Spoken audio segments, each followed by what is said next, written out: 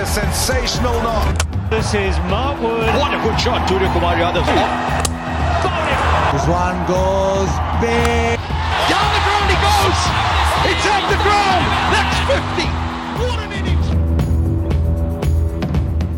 Welcome to Cricket Bridge. This is Ali Naveed, only wicket-keeper batsman who has taught us how to play the cut shot. And he is one and only Kamran Akmal. हमारा आज का पहला segment है headaches and डिस्प्रिन्स, जिसमें हम कामरान भाई से बात करेंगे और पूछेंगे, जी कामरान भाई, how are you? I am good sir. आप सर सब अच्छा है? अल्हम्दुलिल्लाह. अच्छा कामरान भाई, हमारी जो ये पहला सेगमेंट है, इसमें हम आपसे ये पूछना चाह रहे हैं, अभी चूंकि वर्ल्ड कप जो है it is around the corner और आप देख रहे हैं कि हमारे मिडिल ऑर्डर के प्रॉब्लम्स हैं वो खत्म नहीं हो रहे, ठीक है. मैं ये आपसे पूछना चाह रहा हूँ, अब फाइनल भी आ रहा है न्यूजीलैंड के साथ, इसके बाद फौरन जो है हम वार्म अप मैचेस खेलेंगे, फिर स्ट्रेट अवे हमने इंडिया के साथ मैच खेलना है. तो आपको ये नहीं लगता कि हम 2-3 साल से हम मार्की टूर्नामेंट का वेट कर रहे होते हैं और पिछले 2018 से लेके 3 से 4 साल से हम खुशदिल शाह को भी मौके दे रहे हैं, इफ्तिखार को भी दे रहे हैं, इसके अलावा आप देखें हैदर को भी ऑन एंड ऑफ खिलाते रहे हैं. तो आप क्या देखते हैं, क्या सेट पैटर्न होगा? देखिए, सेट पैटर्न जिन्होंने बनाया पहले वो तो उनका तो पता चले वो किस हिसाब से आए हुए हैं, कैसे उन्होंने टीम बना के भेजी है, और चीफ सिलेक्टर हैं या फिर जिनके हाथों में डोमेस्टिक क्रिकेट है, जो सिस्टम को 6 टीमों को इतना बढ़ा चढ़ा के हम लोगों को पागल बनाया है. तो ये नतीजे उसके निकल रहे हैं कि एक मिड ऑर्डर उनको बैट्समैन नहीं मिल रहे, खुद कोच रहे हैं नॉर्दर्न के, तो वहां से क्या कोई प्लेयर्स नहीं निकला मिड ऑर्डर का. तो चीफ सिलेक्टर अब बन गए हैं, तो फिर अब कहते हैं कि मुझे बताएं कौन है. तो फेलियर इनका सबसे ज्यादा. खैर ये जैसे खुद आए हैं वैसे उन्होंने सिलेक्शन किया. इसमें लड़कों को मैं ब्लेम नहीं दूंगा. आप किसी को भी रास्ते में पकड़ेंगे ना, कहेंगे कि जाना टीम के साथ, तो वो जाएगा खेलने. इसमें जो भेजने वाले होते हैं, जिनका डिसीजन होता है, उनका ज्यादा कसूर होता है.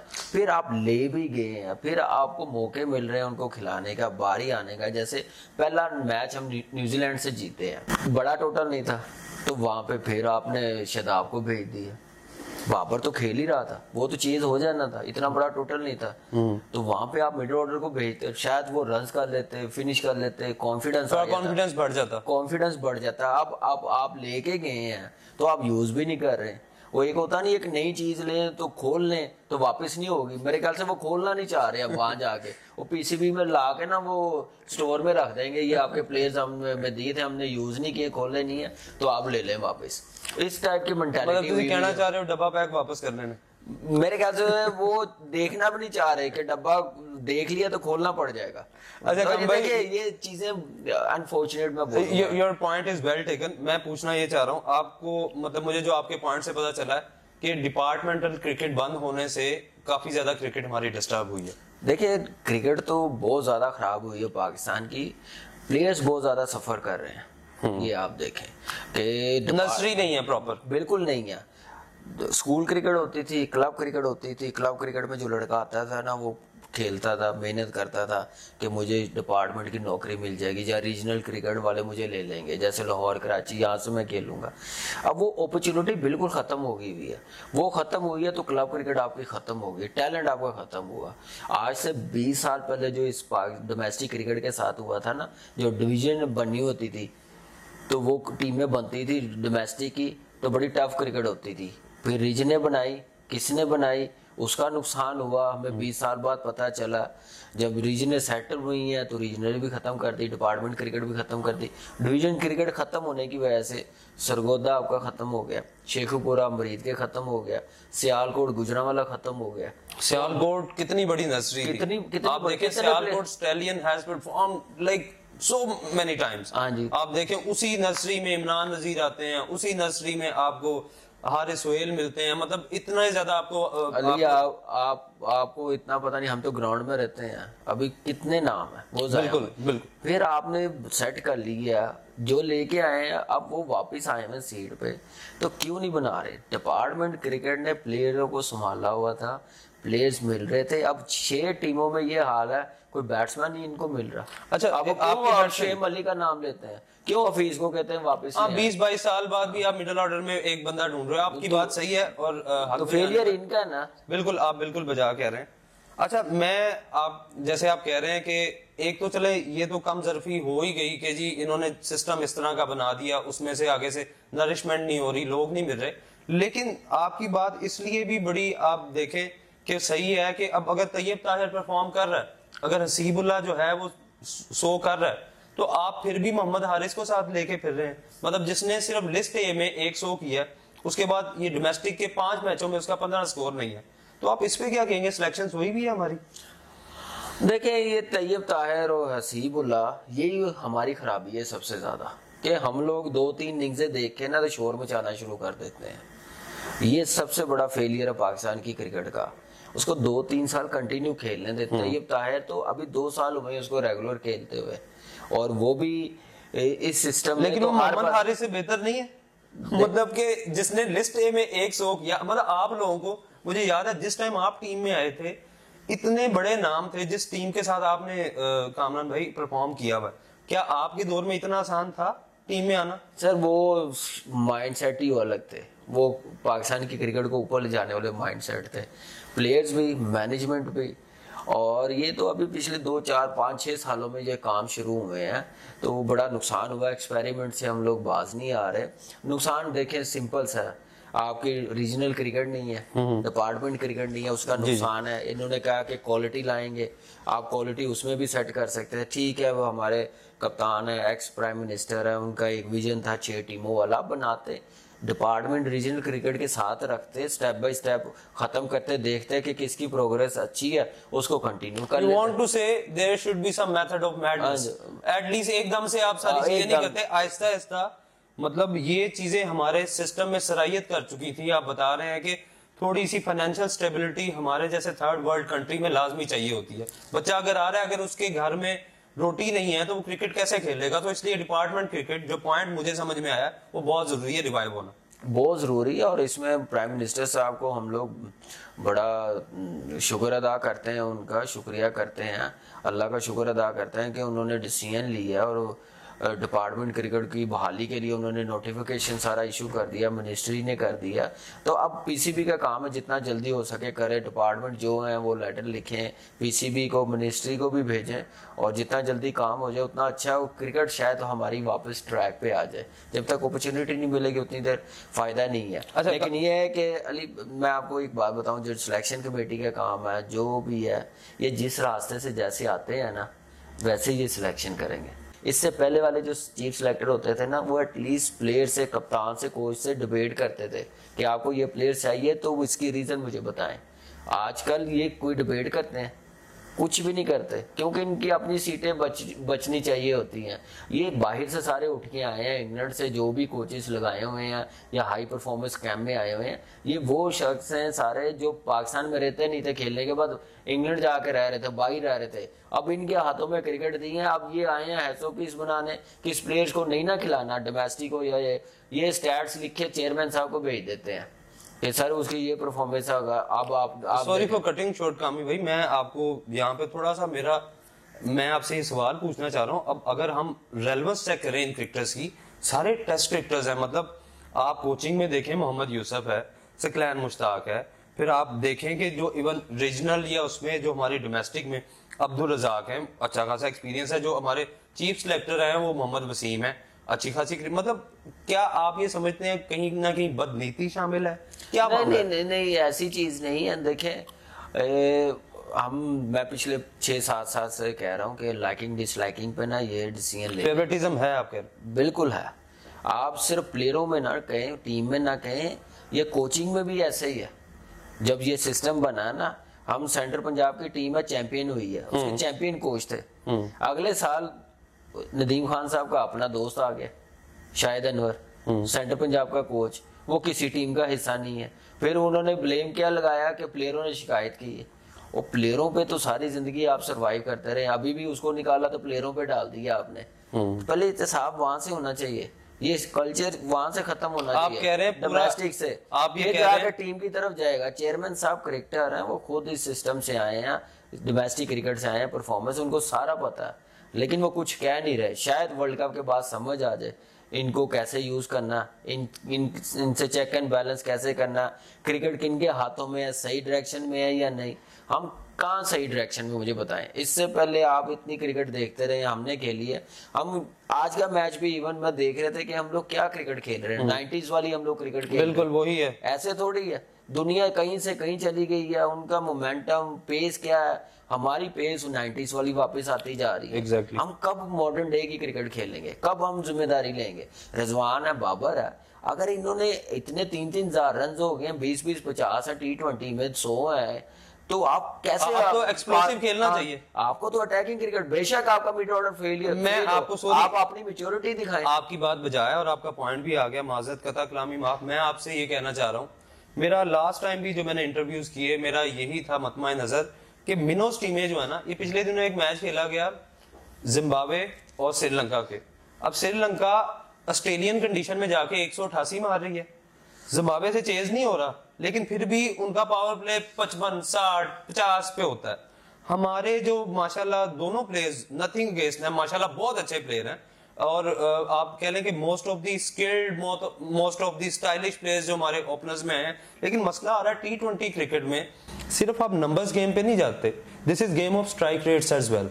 आपकी स्ट्राइक रेट्स जो होती हैं वो मैच को साइड पे कर देती हैं, ठीक है। मेरा सवाल ये है, आपके पास क्या ऊपर एक ऐसा बैट्समैन नहीं होना चाहिए जो दायरा लूट सके, जो हम पंजाबी में कहते हैं कि यार दायरा भी तो लूटना है ना, 6 ओवर किस लिए बनाए गए हैं? हम अगर माजरत, मैं ये कहना चाह रहा हूँ, क्या हम एक कॉलिन मनरो टाइप कोई ऐसा प्लेयर नहीं रख सकते, या हम सूर्या कुमार यादव नहीं कोई एक इस तरह का देखते, या हम जैसे आपने 2009 में डेल स्टेन को हुक और पुल भी कर रहे हैं। आप देखें, प्रेशर आप ऊपर से हटा देते थे, आप 145-50 वाले बॉलर को ऐसे कट पुल हुक मार रहे होते थे। ये नहीं है कि हम आपके सामने आपकी तारीफ कर रहे हैं, जो स्किल्स होती हैं वो नजर आती हैं आपकी ग्राउंड में, ठीक है। आपकी स्ट्राइक रेट्स बताती थी।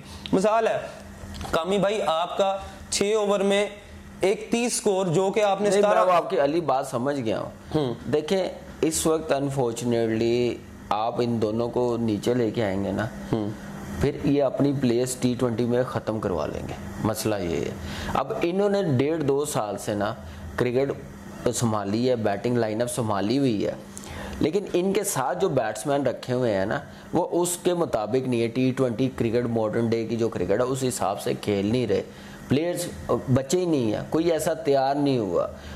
हमारी एकेडमी में जो प्लेयर्स हैं, जो अंडर 19 क्रिकेट है, वहाँ पे टूर्स नहीं हो रहे, टीम के टूर्स नहीं हो रहे। मैच्योरिटी ऐसे मिलती है, सारी दुनिया ऐसे कर रही होती है, अपने प्लेयर्स, बेंच के प्लेयर उन्होंने खिलाए होते हैं। फिर अलमिया हमारा ये है कि हम जो छोटी टीमें आती हैं उसमें भी हमारी पूरी टीम जा रही होती है, वहां पे प्लेयर्स तैयार किए जाते हैं, नए प्लेयर्स को चांस दिया, नए प्लेयर को। आप देखिए साउथ अफ्रीका के अगेंस्ट उन्होंने बी टीम खिला के उनकी ए टीम, मतलब इंटरनेशनल टीम के खिलाफ, जहां पे एनरिच नॉटरे भी खेल रहे थे, 15 के 15 नए लड़के, कागिसो रबाडा बॉलिंग कर रहा था, पूरी कंप्लीट टीम थी। और इधर जो थी वो टीम थी कि एक उनकी जो टीम है वो वर्ल्ड कप खेलने जो है ऑस्ट्रेलिया में पहुंची हुई है, और बी टीम में भी उनके सुपरस्टार हैं, और वो सीरीज जीत जाते हैं। यही तो उन्होंने प्लेयर्स इस प्लानिंग के साथ चलाए हैं, मैच्योर किए हैं। सिर्फ आप उनकी 2 टीमें नहीं, उनकी 4 टीमें बनाएंगी। एग्जैक्टली। वहाँ पे एक सहाफ़ी है, उसने मुझे टीमें 4 बना के भेजी हैं, 15-15 की। उन्होंने कहा ये 4 टीमें आप देखें, हमारी 2 नहीं है 4 बन सकती भाई उन्होंने कोई भी नहीं, लेकिन उनकी टीम डोमेस्टिक सिस्टम को ना वो वैल्यू देते हैं, वो पैसा लगाते हैं, वो अपनी डोमेस्टिक सिस्टम को छेड़ते नहीं है। उनकी 36 टीमें थी, 30 टीमें थी, 36 बनाई या 43 टीमें उनकी डोमेस्टिक की, उनके पास and you must know that कि उनकी विमेन टीम की एक आम प्लेयर जो है हमारे टेस्ट कैप्टन से ज्यादा पैसे ले रही होती है। एक इंफ्रास्ट्रक्चर भी है ना उनका, उन्होंने बिल्ड किया है। पैसे की बात नहीं है, हमारे अनफॉर्चुनेटली पाकिस्तान में जो आता है वो अपना प्लान लेके आता है। उसका प्लान क्या होता है कि पहले डोमेस्टिक क्रिकेट को कैसे हमने नुकसान बेड़ागर करना। आप देख लें 20 साल से जो चेयरमैन आया, जो डोमेस्टिक क्रिकेट का हेड आया, वो अपनी थ्योरी लेके आया, कभी बॉलों का इशू, कभी विकेटों का इशू, कभी टीमों का इशू, कभी एज का इशू, कभी जो कुछ भी है, कभी फिटनेस के इशू। जो अच्छा खासा प्लेयर जो है, सिंगल किसने कितनी की लेनी होती है। अगर आज हमारे पास 6 ओवर में शजील ऊपर से हिट कर रहा हो जो कि 80-90 अच्छा कर चुका है ऑस्ट्रेलिया में। देखिए फिटनेस भी होनी चाहिए भाई, होनी चाहिए, लेकिन इन्होंने ये इशू बनाए हुए हैं अपनी दुकानदारी। सबसे पहले तो शिकार आप थे ना योयो टेस्ट के, मेरी बात सुने। मैं देखिए वो योयो टेस्ट मैं तो समझता हूँ कि वो उस दिन से और ज्यादा डैमेज होना चाहिए। मैं ये नहीं कह रहा कि मैं नहीं था, मैं पास करके गया हूँ मैं पास करके गया हूँ 2017 में, लेकिन वो सबसे ज्यादा डैमेज था उसमें। फिर आप एक तरह सबको ट्रीट करें ना, सबका किसी का नहीं भी हो रहा, जो आपके पसंद के प्लेयर हैं